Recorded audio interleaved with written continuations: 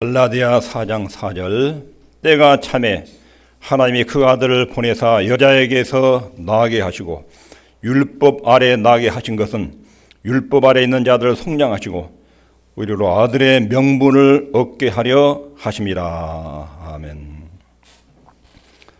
예수를 믿는데 신앙이 정확하지 않고 비틀거리고 신앙이 침체하고 폐병에 빠져 있고 또 세상살이에서 마땅한 기능을 발휘하지 못하고 이렇게 사는 경우가 있습니다. 신앙의 원리가 두 가지가 있는데 하나는 무엇을 행할 것인가, 또 하나는 무엇을 믿을 것인가. 내가 하나님 믿는데 어떻게 살아야 되느냐, 여기에만 늘 집착을 하면 뭘 믿어야 되는지, 믿은 내용과 믿음의 대상에 대한 정리가 안 된 채로 어떻게 행동할 것인가, 생활과 삶에만 치중하면 나중에 굉장히 혼란스럽습니다. 정리가 안 되는 거예요. 내 행동이 바른 것인지 잘못된 것인지, 내 행동이 지금 바른 방향으로, 바른 인생 방향으로 가고 있는 건지 이게 확인이 안 되고, 뭔가 내가 하나님의 자녀로서 삶이 모자란 것 같은데 그것이 무엇인지 늘 뭔가가 부족하고 쫓기는 것처럼 이런 신앙생활이 됩니다. 그래, 무엇을 행할 것인가, 이거보다 내 믿음의 대상이 누구신지, 그리고 내 믿음의 내용이 뭔지, 이게 먼저 정리가 돼야 됩니다. 그리고 거기서 행동들이 나오는 것입니다. 이 둘이 잘 균형을 이루어야 됩니다.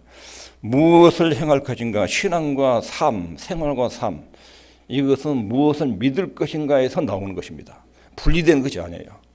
그 사람이 하나님을 어떻게 알고 있는지, 믿음의 대상을 어떻게 이해하고 있는지, 그리고 그 하나님이 하신 일을 비롯해서 내가 그 하나님 앞에 어떻게 신앙생활을 해야 되는지, 믿음의 내용, 이걸 교리라고 합니다. 교리에서 삶의 원리들이 나오고 생활의 바탕들이 형성되는 것입니다. 무엇을 행할 것인가, 이거보다 먼저 무엇을 믿을 것인가, 믿음의 대상과 믿음의 내용을 잘 정리하셔야 그 다음에 이것이 생활과 삶으로 연결됩니다. 이렇게 돼야 우리 삶이 건실하고 삶이 튼튼해지고 행복하고 교회 신앙생활 하는 것이 즐겁고 기쁘고 이게 삶의 능력으로 표현되고 나타나는 것입니다. 우리 구원 문제를 진단할 때 이것은 창세전에 하나님이 계획하신 것이다.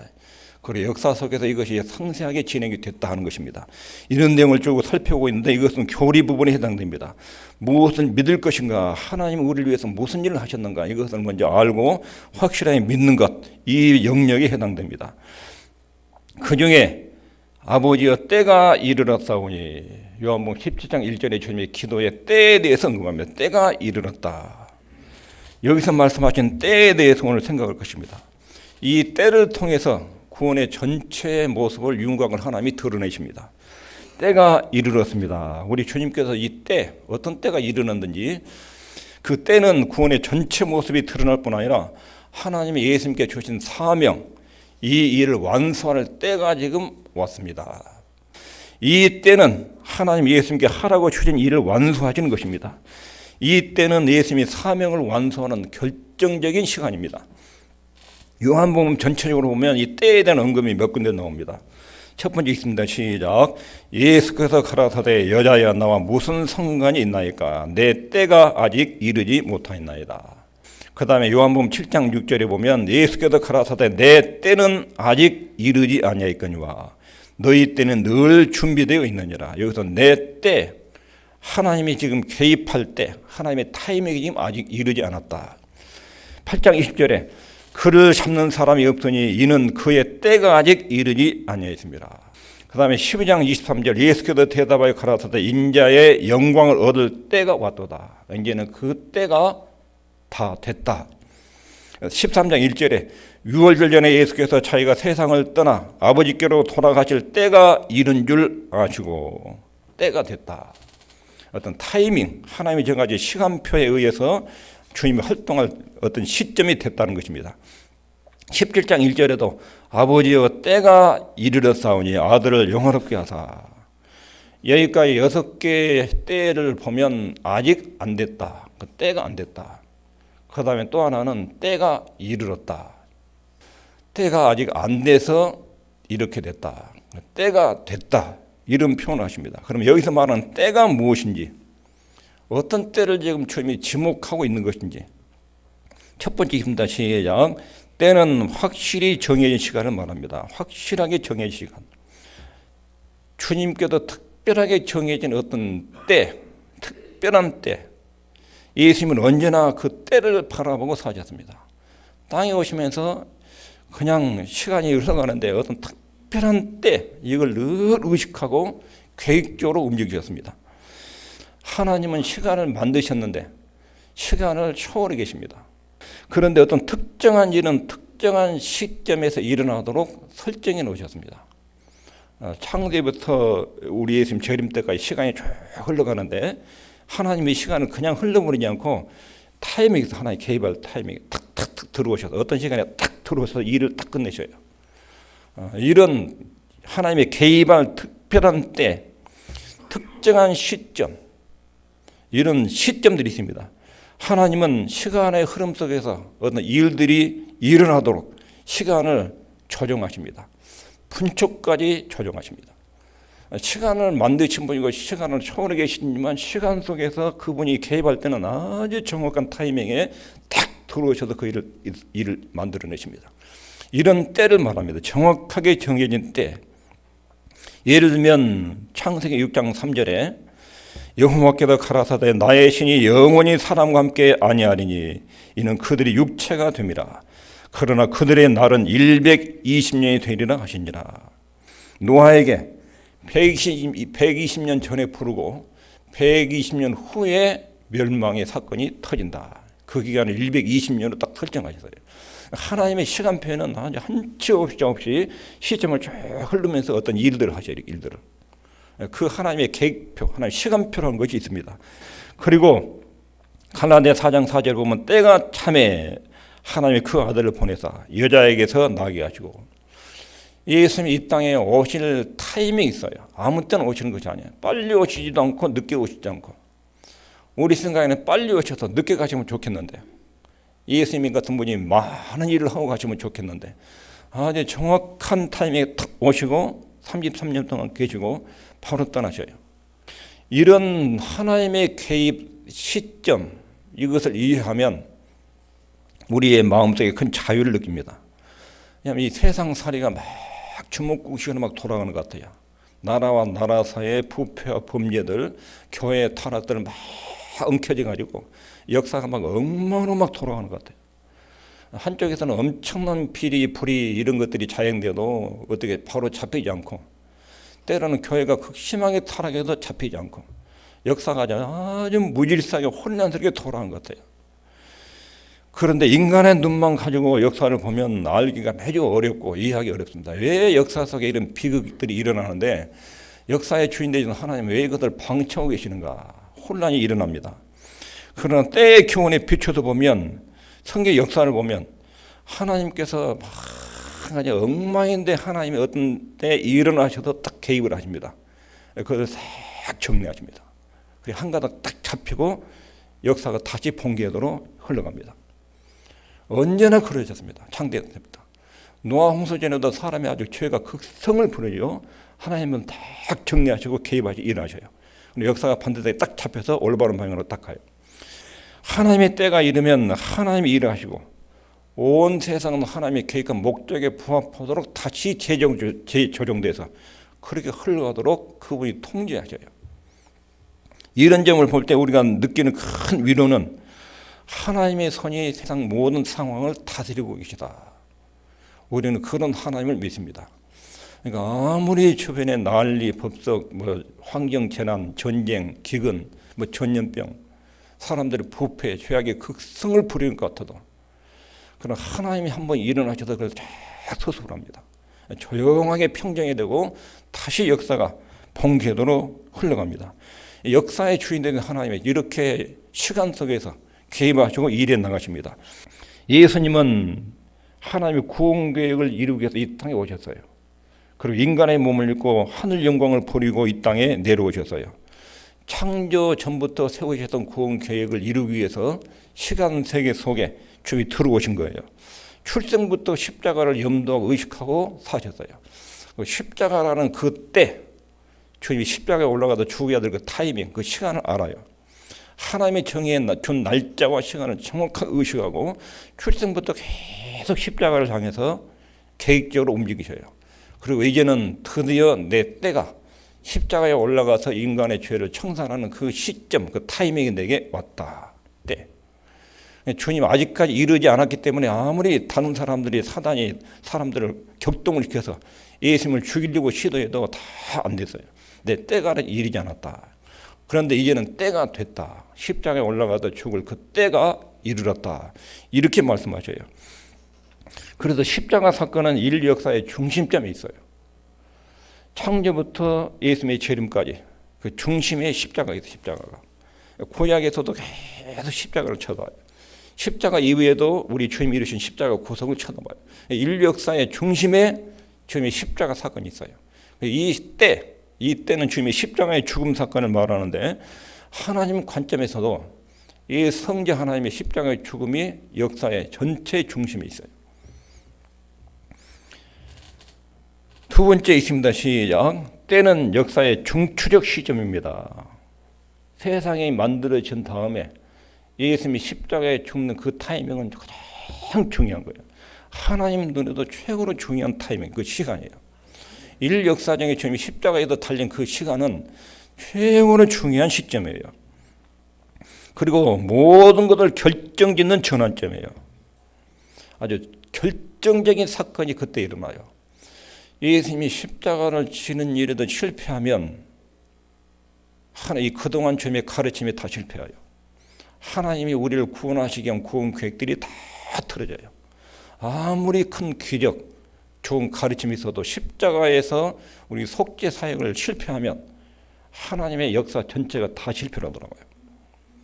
이 엄청난 중대한 시간이 지금 성경에 예언되고 있고 주님이 그 지금 십자가로 올라가서 여기서 성공적으로 그 속죄를 처리해야 돼요.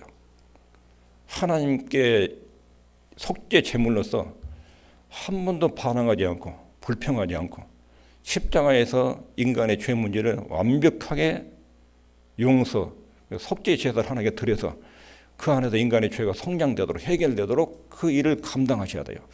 여기서 한치의 오차나 실수가 발생하면 하나님의 전 계획이 틀어지고 인간의 구원 문제는 다 끝나버려요. 이게 엄청나게 중요한 거예요. 그래서 주님이 그 문 열고 피땀을 흘리면서 기도를 하죠. 피땀을 흘리면서. 내가 여기서 십자가를 지는 일을 피하면 또는 짜증을 내거나 원망을 하거나 온전한 제물로 흠이 없는 제물로 드려져야 되는데 흠이 발생하면 하나님의 창조 때 계획 세웠던 그 계획이 틀어지고 인간들은 죄에서 그대로 망하게 돼요. 한 명도 구원받지 못하고 다 지옥에 떨어지게 돼요. 막중한 직무를 지금 눈앞에 두고 있어요. 이 때. 그러니까 이 성삼위 하나님께서 보시는 때야. 예수님이 자기 지금 십자가에서 이루어지려 그 중차대한 시기, 중추적인 시점에 십자가를 진 때, 이것이 얼마나 중요한지. 그래서 1절에 17장 1절에 때가 이르렀습니다. 드디어 그 시간이 창조 때 삼위 하나님이 의논하셨던 그 구원의 시점, 십자가 오르는 그 때가 드디어 왔습니다. 드디어. 예수님께는 그것이 얼마나 큰 역사 전체 시간에도 그게 제일 큰 사건이야. 삼위 하나님 볼 때 십자가에서 올라가서 우리 속죄상을 이루는 그 시간이 최고로 큰 시간이에요. 그 타이밍 포인트예요. 다른 것은 그렇게 큰 중요한 게 아니에요. 앞뒤 전체는 십자가 사역이 어떻게 이루어지느냐에 따라서 역사의 판도가 전체로 변하게 되는 거예요. 그 때를 말해요. 요한복음 전체에서 말하는 때가 아직 되지 않았다. 이제 드디어 하나님이 창세전부터 계획하셨던 그 속죄의 시간, 그 타이밍이 됐다. 모든 것을 결정하는 전환점, 하나님이 계획하신 것을 이루는 시점, 특별한 시점에서 주님만이 실패하면 하나님의 전 계획이 무너집니다. 예수님의 가르침도 허사가 되고 예수님 뜻대로 살려고 하는 것도 다 무너지는 것이고 모든 인간은 율법의 저주에서 해방받을 길이 없어지고 즉 예수님께서 죄에 대한 형벌을 이제 십자가 올라가셔요. 하나님이 거기다 형벌을 때릴 거예요. 그 형벌을 제대로 견뎌내야 돼요. 어마어마한 하나님의 진노가 거기에 십자가에 쏟아질 텐데 이것들을 끽소리 않고 견뎌내야 돼요. 여기서 신음소리를 내거나 주님이 불평을 하거나 이렇게 되어버리면 이게 망가져요. 이 문제를 놓고 엄청나게 지금 심사숙고하셨고 십자가를 지기 위해서 예루살렘 올라갔을 때 얼굴이 얼마나 놀라셨는지. 예수님은 죄에 대한 형벌을 끝까지 담당하셔야 돼요. 그래야 그 안에서 아담의 죄진 인류 후손들을 건져내는 구원의 일이 이루어져요. 구원 전체와 관련된 모든 일이 바로 그 시간에 일어나요. 그 시간에. 그때를 말해요. 그때를. 때가 이르렀다. 이것이 복음이에요. 복음은 새로운 생명을 얻기 전에 반드시 과거의 죄 문제가 처리해야 돼요. 아름다운 미래를 얻기 위해서는 과거의 죄 문제가 먼저 청산이 돼야 돼요. 이것이 청산되지 않고는 인간에게 미래는 없어요. 과거의 죄 문제를 해결하지 않고 그걸 덮어준 채로 좋은 미래가 없어요. 기독교의 복음이에요. 하나님은 사랑이시니까 무조건 죄를 다 덮어준 게 아니에요. 반드시 과거의 죄 문제를 십자가로 처리해야 돼요. 그리고 나서 용서를 받고 영생과 축복이 따라오는 거예요. 이거 둘 중에 하나가 상실되면 그건 복음이 아니에요. 과거의 문제, 우리의 죄 문제를 주님이 해결하셔야 됩니다. 바로 이 문제를 다루는 것이 때예요. 때. 이 때를 위하여 왔나이다. 때가 이르렀습니다. 예수님의 십자가 사건이 절대적으로 중요한 역사의 중추적인 사건이다.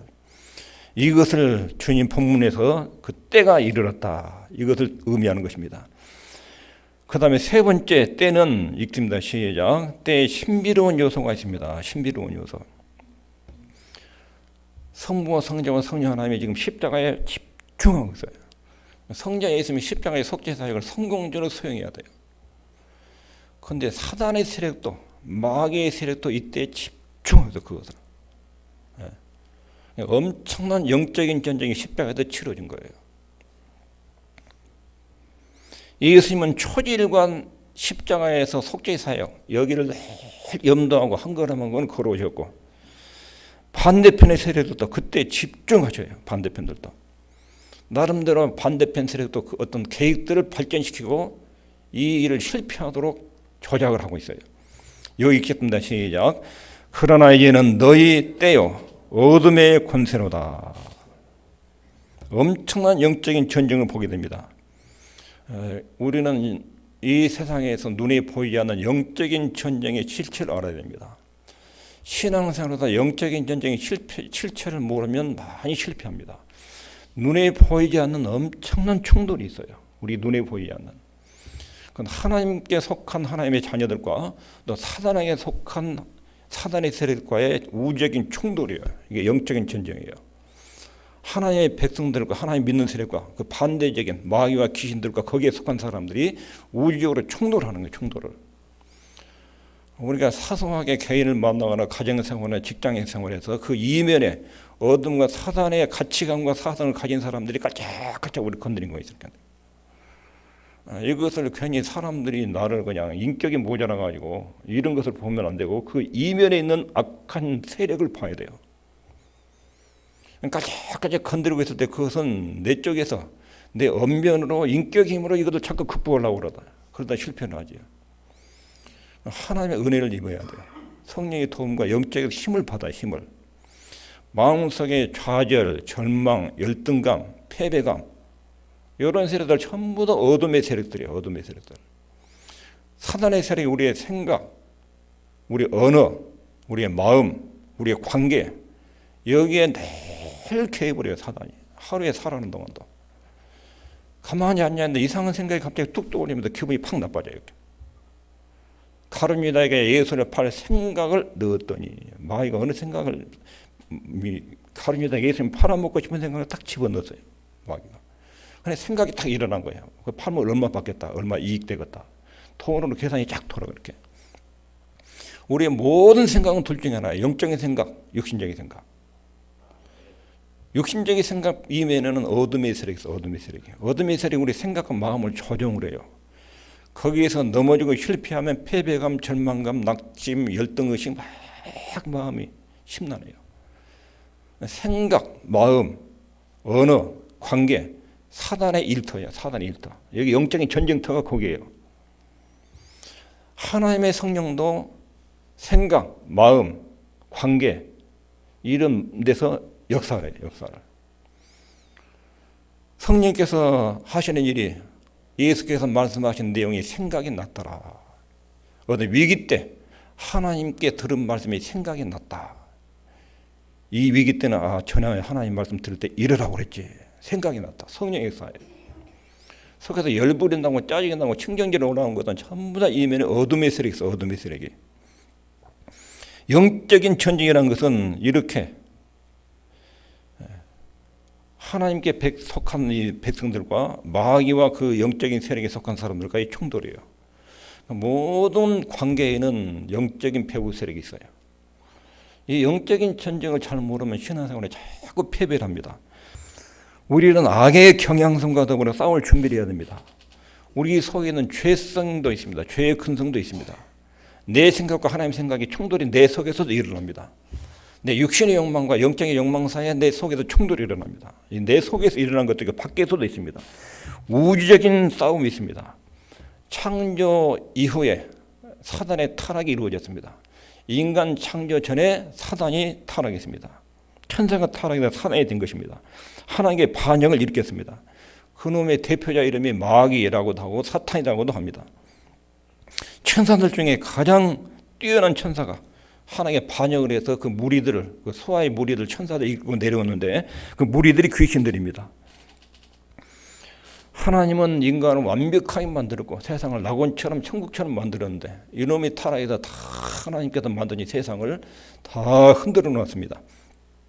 마귀가 개입돼서 온 세상이 난장판이 된 것입니다. 지금도 그 영적인 싸움이 계속되고 있습니다. 하나님의 아들이 세상에 오셨을 때도 마귀가 얼마나 난동을 부렸는지 모릅니다. 예수님이 출생할 때부터 죽이려고 헤롯 왕의 권력을 이용했습니다. 그리고 마귀는 사단과 서기관들과 바리새인들의 악의를 그 속을 움직여서 시기심을 격동해서 예수님을 죽이려고 발광을 했습니다. 예수님에 대한 잔인한 증오심이 복음서의 바리새인과 서기관들에서 얼마나 아주 특별하게 튀어나오는지 예수님은 그 세력들과 목숨을 걸고 싸워야 했습니다. 사단과 바리새인들이 예수님을 그렇게 죽이려고 했을 때 그 이면에 사단의 세력이 있었고 이 사단의 세력과의 영적인 전쟁을 처리했습니다. 광야로 가셔가지고 40일 동안 마귀에게 시험을 받으셨습니다. 이렇게 주님은 마귀와 일대 전쟁을 치렀는데 여기 누가복음 25장 53절에 이제는 너희의 때요 어둠의 권세로다. 이 시점이 죄와 악, 사단과 지옥의 세력이 가장 활성화될 때 인류 역사상 사단이 가장 맹렬하게 활동할 때가 언제냐면 주님이 십자가에 달려는 순간이에요. 하나님의 아들인 예수님은 이 때를 통과하셔야 됩니다. 그래서 마귀의 권세를 꺾고 잡아야 됩니다. 이러지 않으면 마귀의 권세 안에 있는 인류를 건져낼 수 없습니다. 그래서 십자가에서는 처절한 영적인 전쟁이 치러진 것입니다. 이 때를 통과해야 사단이 잡은 사망의 권세에서 저와 여러분을 건져내는 일이 이루어집니다. 히브리서 2장 14절에 사망으로 말미암아 사망의 세력을 잡은 자 곧 마귀를 없이하시며 십자가를 통과해야 이 사망의 세력이 꺾이고 그리고 사망을 주목이 해서 인간을 통제하는 마귀의 세력이 거기서 꺾입니다. 그러니까 십자가는 하나님께서도 예수님께서도 무지하게 중요한 타이밍이고 사단 쪽에서도 아주 이쪽에서 발광을 하는 두 영적인 세력이 집결된 때가 십자가 사건입니다. 십자가 제기 전에 주님이 하신 말씀이에요. 지금 내 마음이 민망하니 내 마음을 걷잡을 수 없습니다. 내 마음이 무척 괴롭습니다. 내 마음이 엄청난 번민에 쌓여 있습니다. 이런 뜻이에요. 내 마음을 지금 걷잡을 수 없습니다. 하나님 도와주라고 기도하고 있죠. 십자가에 올라가는 일이 얼마나 처절한 영적인 전쟁인지 내 마음이 민망하니 걷잡을 수 없고 괴롭고 번민에 쌓여 있습니다. 이때를 면하게 해주십시오. 그러나 내가 이때를 위해서 왔습니다. 한쪽에는 막 피하고 싶어요. 그런데 자기가 그 일 때문에 왔다는 것을 그 사명 때문에 왔다는 것을 이길 수가 없어요. 피하고 싶은데 가야 돼요. 이런 주님의 심정을 지금 표현하고 있는 거예요. 근데 무엇 때문에 내 마음이 민망하니 이렇게 힘들고 무엇 때문에 이렇게 마음을 걷잡을 수 없을 정도로 힘들었는가? 십자가에서 겪는 육체적인 고통 이것 때문인가? 그 요소가 있어요. 그러나 절대로 그것 때문만은 아니에요. 그 정도의 고통은 선교자들도 십자가의 죽음의 길로 갔어요. 베드로도 십자가에 죽는 것을 영광스러워 여기고 십자가에 거꾸로 매달려 주라고 그래요. 거꾸로 십자가를 지고 갔어요. 이게 선교자 수준에서 겪는 십자가의 육체적 고통이에요. 우리 예수님이 이 정도의 고통 때문에 민망하니 이때를 면하십시오. 이런 정도로 기도했다면 예수님의 수준을 선교자 수준으로 끌어내리고 주님의 십자가 사건을 못 오가는 정도의 표현이에요. 육체적인 고통 정도가 아니에요. 예수님 거룩하시 의로우신 주님이 왜 그렇게 고민하시고 그렇게 십자가를 앞두고 고민에 빠뜨렸는지 그건 이거예요. 예수님께서 인류의 죄를 뒤집었었어요. 인류의 죄를 원박 뒤집었었어요. 그리고 예수님 몸에 하나님의 잔인한 총체적 진노가 쏟아질 거예요. 한 사람의 죄가 아니라 예수 믿는 성도들의 전체 죄가 수십억 명의 죄가 예수님 어깨에 다 지워졌어요. 한 명의 죄의 무게도 죽을 맛인데 전체 인류의 허물과 죄를 예수님께서 얽혀놓고 거기다 하나님의 진노가 총체적으로 쏟아질 때 그 두려움과 공포는 상상을 할 수가 없어요. 육체적인 고통에 비하면 이게 수천 배의 고통이 강해진 거예요. 예수님을 가장 고통스럽게 한 것이 뭐냐면 아버지 하나님으로부터 버림받는 거예요. 버림받는 거. 엘리 나막 사막다니 왜 나를 버리셨습니까? 마지막 절기였어요. 이것 때문에 주님께서 너무 고민이 된 거예요. 십자가를 앞두고 이때 십자가 사건을 두고 주님이 얼마나 고민이 됐는지 민망하니 내가 정신을 차릴 수 없습니다. 그 고민의 핵심은 어떻게 하나님의 진노를 견뎌낼까? 창조 때부터 창조 전부터 한 번도 1분 2초로 성부 하나님과 떨어진 적이 없는데 그 친밀한 사랑과 그런 교제에 한 번도 단절된 적이 없는데 십자가 위에 딱 올라서는 순간 하나님이 얼굴이 수억 명의 죄가 올려져 있으니까 거기에 대한 진노의 얼굴이 쏟아질 것 아니에요. 그 표정이 그 두려움을 상상할 수 없는 거예요. 죄에 대한 하나님의 진노가 자기에 쏟아지는 것. 이것이 주님께 진짜 큰 고민이었어요. 육체적 고통보다 육체적 고통의 수백 배 수천 배의 고통이 전 인류의 자기가 짊어진 전 인류의 죄 문제가 심판이 자기에 쏟아지는 것을 어떻게 감수할지 여기서 성공해야 돼요. 그래야 저와 여러분의 구원이 이루어져요. 만약 여기서 실패해보면 견디지 못하면 안 돼요. 이것이 주님의 최고의 고민이었어요. 로마 병사들이 사형을 확인해서 왔죠. 근데 예수님 벌써 돌아가셨어요. 두 강도는 안 죽어서 다리를 꺾었잖아요. 예수님이 딱 보고 이미 운명하신 것도 알고 창을 찍어가지고 창을 옆구리에 찔러가지고 사망 진단들을 꺼냈어요. 사망 확인했다고요. 이 병사들이 놀렸어요. 왜 이렇게 일찍 죽었을까? 되게 십자가에 달리면 일주일 동안 버티기도 하고 2, 3일은 보통 가요. 그러니까 아침에 달린 강도들은 썽썽하게 살아있어요. 근데 예수님 벌써 돌아가셨어요. 예수님이 그렇게 신속하게 빨리 지으신 사망의 원인은 심장파열이에요. 심장파열. 십자가에 못이 박히면 못 박힌 자국으로 피가 빠져가지고 죽여야 되잖아요. 근데 하나님의 그 진노가 얼마나 압력이 가해졌더니 심장이 터져버렸어요. 심장이.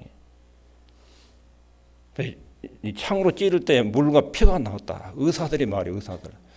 물과 피는 심장 파열 때문에 생긴 거예요. 그러니까 요새 부검한다면 사망 원인이 심장 파열이에요.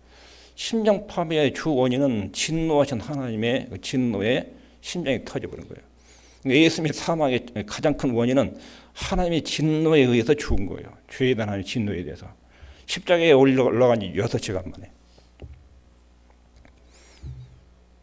마태복음 20장 46절에 나의 하나님 나의 하나님 어찌하여 나를 버리셨나이까. 하나님의 거룩한 진노가 그 몸에 쏟아졌는데 이것을 끝까지 견뎌냈어요. 그것이 바로 이때 내가 이 때를 위하여 왔습니다. 때가 되었습니다. 이걸 뜻합니다. 그리고 네 번째로는 때에 대한 내용이 있겠습니다. 시작. 획기적인 순간. 획기적인 순간. 요한복음 12장 31절 시작. 이제 이 세상의 심판이 이르렀으니 이 세상의 임금이 쫓겨나리라. 여기 우리에게 굉장히 두려운 말씀이 있습니다. 이 세상의 심판이 이르렀다. 만일 인간이 예수님을 믿지 않는다면 하나님의 진노 아래에 있어요. 여러분 그 하나님의 진노의 시선이 느껴집니까? 예수님 십자가에 올라가셨을 때 느꼈던 하나님의 진노의 시선. 근데 여러분과 저는 예수님이 대신 딱 받아줬어요. 예수님 믿어서 받아줘서 우리는 그 안에서 있어요. 그리고 예수님이 내게 임할 진노를 받아서 처리했어요. 근데 예수를 안 믿는 경우는 그대로 그 진노가 그 사람한테 쏟아요. 그대로. 그게 지옥이에요. 지옥. 여기 이 세상에 심판이 이르렀다. 예수님을 심판할 때 임했던 하나님의 진노를 받게 된다. 예수를 믿지 않는다면 하나님의 진노 아래에 있다. 이것이 기독교의 복음이에요. 인간의 죄는 예수님 안에서 심판을 받든지 예수 안 믿고 내가 직접 심판받든지 둘 중 하나예요.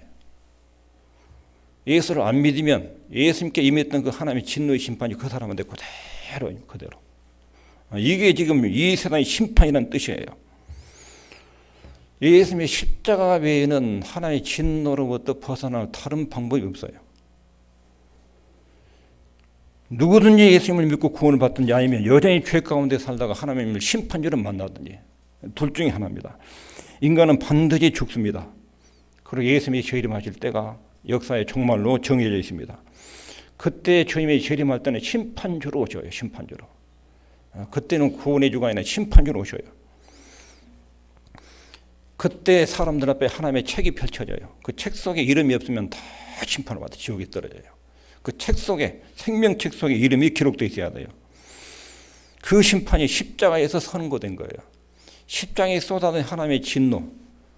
거기에 예수를 믿으면 그분에게서 내 대신 그분이 내 심판, 내게 임할 죄의 심판을 가져간 것이고 그분이 없으면 그 심판이 고스란히 그 사람에 떨어져요. 이게 마지막 주님 재림 때 이루어진다는 것입니다. 사단은 예수님이 십자가에서 죽이는 것으로 자기가 이겼다고 생각했어요. 그런데 예수님이 십자가에 죽으시고 3일 만에 살아나시죠. 살아나고 딱 보니까 예수님이 십자가 사건이 사단이 그동안 주목했던 죄 문제를 끝내버린 거예요. 그리고 죽음, 죄 때문에 발생한 죽음 문제를 부활로 끝내버린 거예요. 그래서 사단의 머리통이 거기서 깨져버리고 무너진 거예요. 골로새 2장 15절에 정사와 권세를 벗어버려 밝히 드러내시고 십자가로 승리하셨느니라. 그것이 바로 때. 삼위 하나님께서 십자가의 때를 얼마나 중요하게 여기셨는지 우리 주님도 십자가의 때가 얼마나 중요했는지 이것이 역사의 중추적 위치에 있다 하는 것입니다. 이 때가 얼마나 중요한 건지. 오늘 본문을 정리하면 구원이 이루어지고 성취된 때 이게 십자가 사건이에요. 아버지가 때가 이르렀사오니 정의의 시간. 십자가에 올라가서 인류의 구원 문제를 처리할 그 시간이 이르렀습니다. 이때는 신구약 전체에서 가장 핵심적인 전환점입니다. 그리고 엄청난 영적인 전쟁이 그곳에서 이루어졌습니다. 이곳에서 마귀의 죄와 죽음의 권세를 파괴했습니다. 십자가로 승리하시고 마귀를 십자가에서 때려잡은 것입니다. 그리고 여기에 인간의 최후의 심판이 놓여 있습니다. 예수를 믿으면 내 죄에 대한 심판이 주님께로 넘어가지만 예수를 믿지 않으면 십자가에서 우리 주님이 겪으셨던 하나님의 진노의 심판이 그 사람의 고스란히 임한다. 이것이 때에 대한 복음 진리입니다. 기도하겠습니다. 하나님 우리 아버지, 우리를 영원전부터 구원할 계획을 세우시고